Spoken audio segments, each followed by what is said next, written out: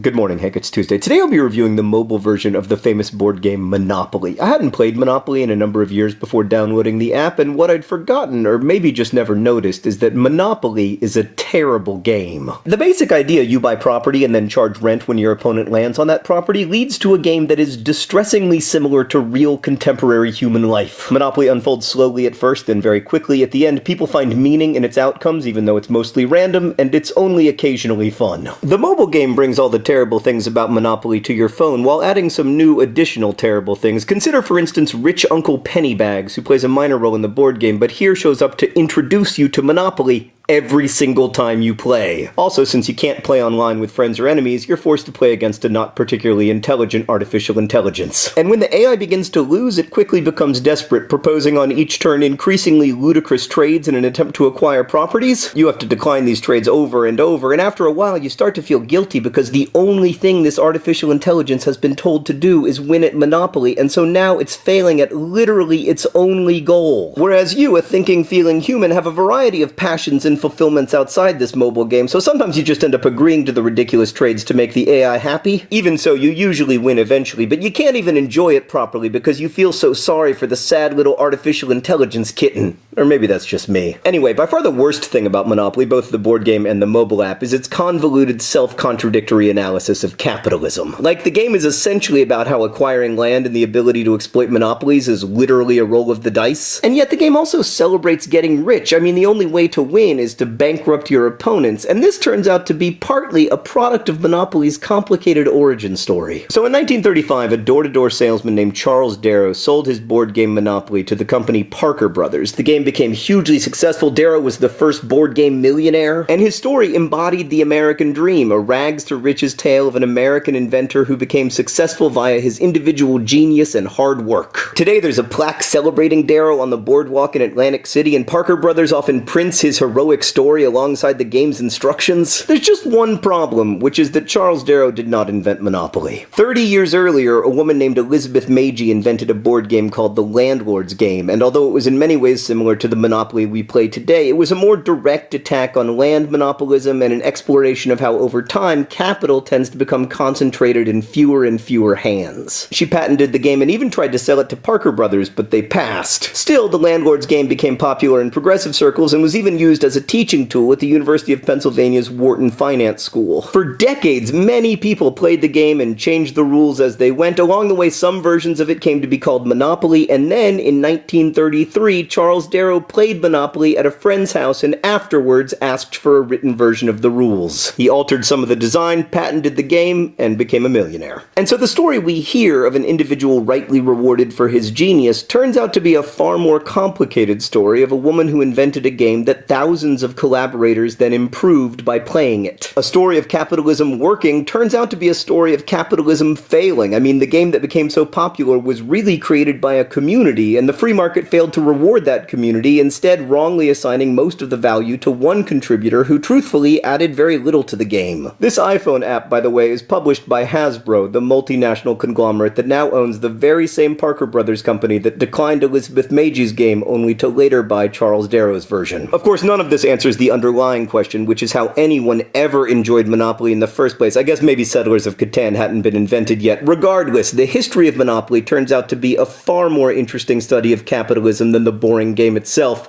I give it 2 out of 10. Not recommended. Hank, I'll see you on Friday.